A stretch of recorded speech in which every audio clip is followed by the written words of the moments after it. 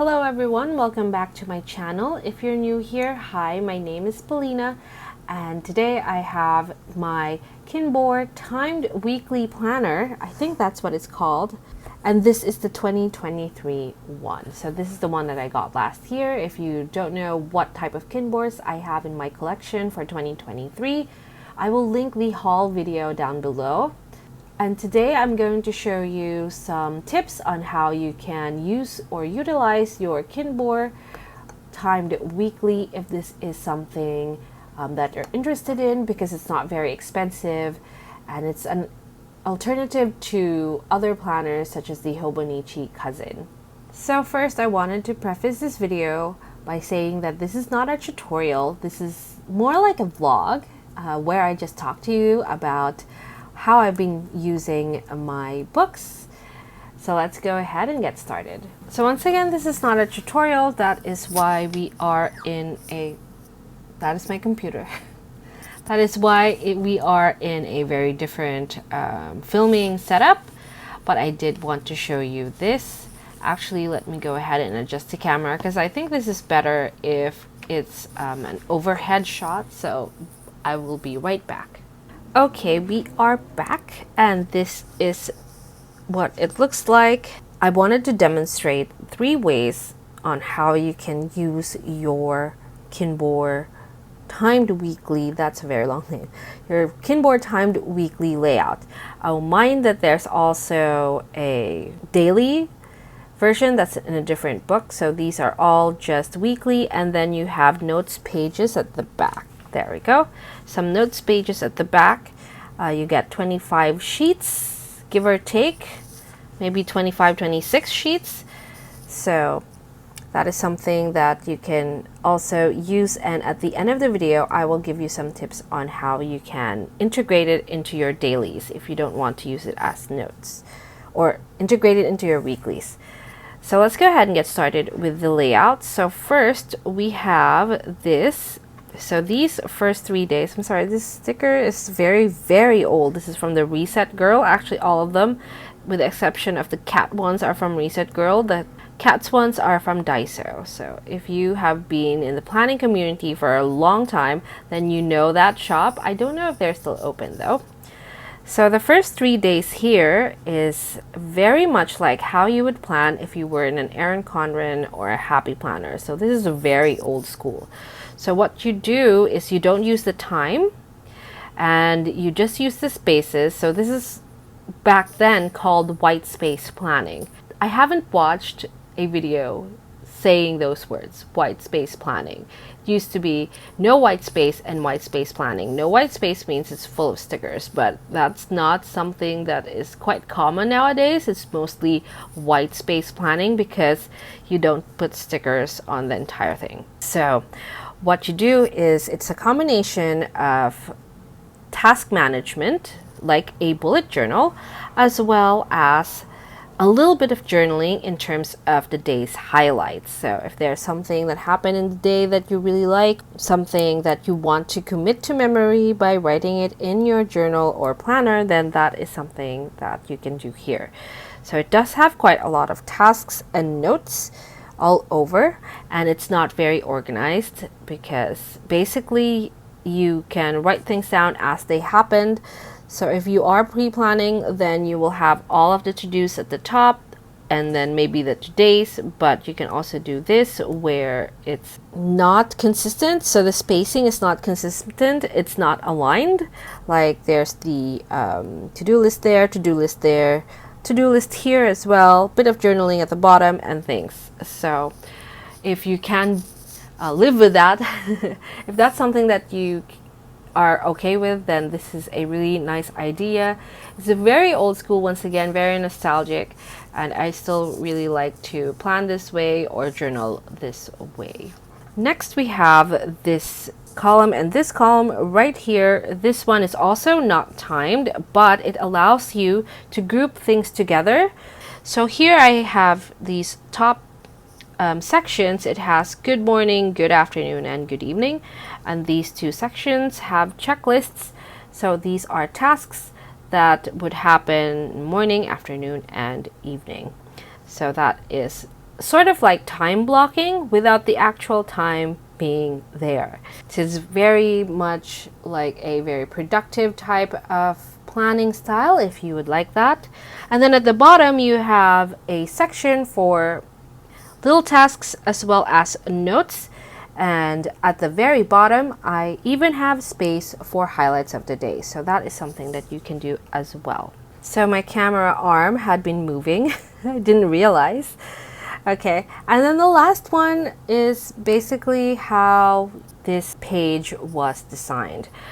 So you use the time, and between time you can write down things, tasks, journaling. So I don't like my tasks to be all over the place. I like them to be in one space, and I could look at it and see the things that I need to do instead of dividing it by time. But this is okay for me. I think this is the one that's best for me, but you can also plan this way where you use the timeline to mark the things that you need to do, like appointments and things. Also great for time blocking, so this can be very productive, but at the same time you can also use this in a very journaling type of way where you can just mark the time and then do a little bit of micro journaling every time.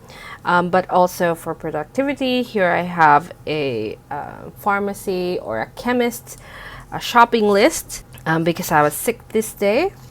And so those are the 3 different layouts that you can try for your Kinbor Timed Weekly. So let's go ahead and flip to this week, and this is what it looks like. So I did do a combination. So this is like the this is the 4th style of planning that you can do. So here we have the sidebar.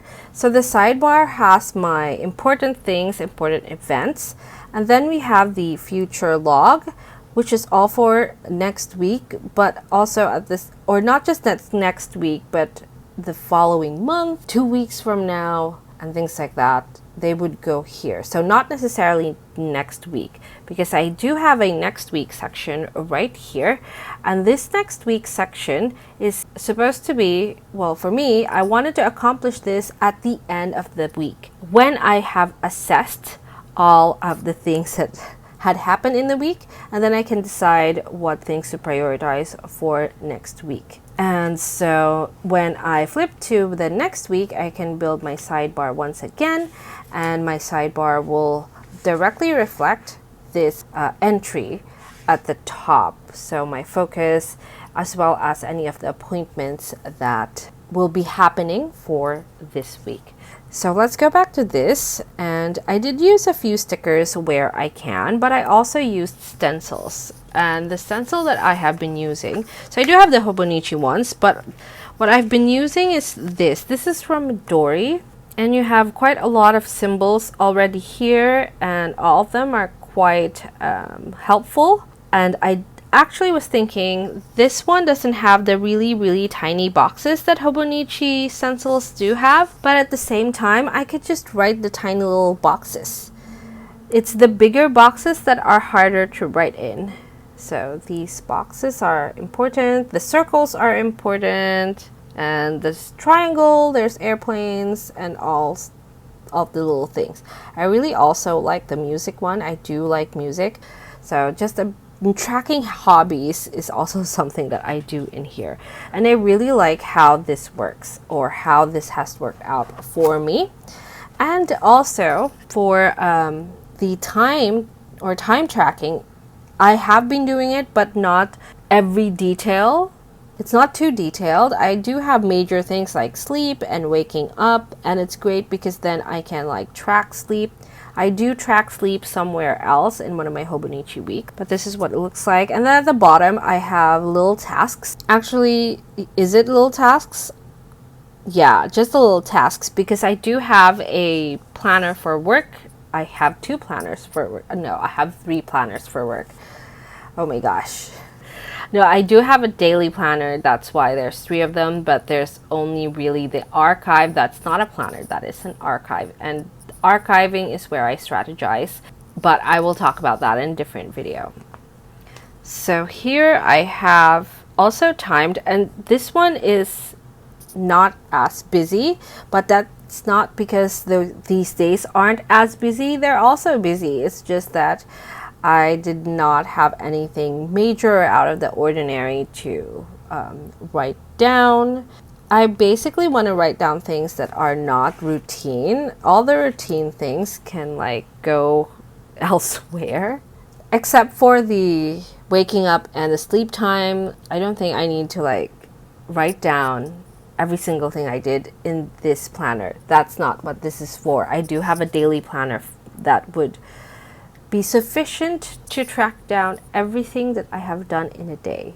So the good thing about this is that when we flip to next week, I could just start blank, and aside from the sidebar, there isn't really anything else that I need to prepare, which is great. So it saves you a lot of time if you're using this planner for that. Now, what about task lists for the week? Because there should be quite a lot of tasks that will not be able to fit in this type of planning. Like, you can write it here, but it's just going to be super cramped. And once things are all spaced together and look super cramped and super filled in, it's very hard to find specific things. So you can use highlight, to be fair, and stickers to emphasize certain things, but if you don't want to do that, without those things, it's very difficult to find the things that you're looking for.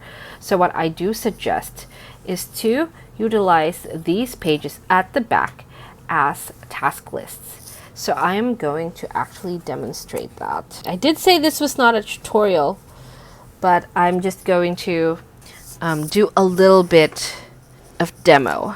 So I do have my ruler. I could have used this, but this is not as good as this one. So let me go ahead and mark things. So what I'm going to do is I am going to divide this big page, because mine, this is an A5 with nothing in it. So this is just all notes for you. And then I'm going to divide this right here. And then I'm going to do the exact same thing. So this isn't like pretty. This isn't like as pretty as it can be, but we're all good. And I'm just eyeballing where I should mark things. Mind that I'm not going to do it for this month. I might try and do it in November and decide if I'm going to get this planner. Okay, so I do have a couple of divisions. We have this one at the top, and then these big ones at the bottom, and the big ones at the bottom are divided into two. So what you can do is you can write monthly tasks at the top and then weekly tasks here at the bottom. So you have a running weekly task list. And then here at the very bottom, you can even do trackers. So you can shorten this, like for example, I can shorten this to here and do my tracker here. Or alternatively, you can just use this for your monthly things and then do the tracker here. Wait, does it have 31 days? So it does do 31 days. And you even have a space here to write the habits that you want to track. So you can track two sets, this set and this set. Isn't that really, actually that's really good use of space, I think. All right. So you can use or integrate this with your weekly planning right here. And don't worry, I will do a flip through at the end of the year. So you can integrate, wait, where's my, you can integrate this with this, and you can keep this pretty because, you know, you don't have to like write so much, and you can keep it very minimal. And then you can like go wild here with all the notes and things. And the one thing I would say is that it's not going to be as a daily planner. You can try.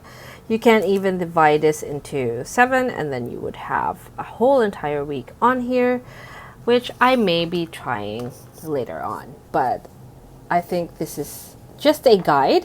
Since this is not a tutorial, I keep saying that, but then I still demo. this is just a guide on how you can use the notes pages at the back, because I feel like those are the pages that do not get a lot of use, and I'm always wondering how I can use them or utilize them before I have to retire the planner, if it's a dated planner. So that is it for us today. Thank you so much for watching. If you like this video, please give it a thumbs up. If you want some more planning videos, please subscribe to my channel, and I'll see you in the next one. Bye!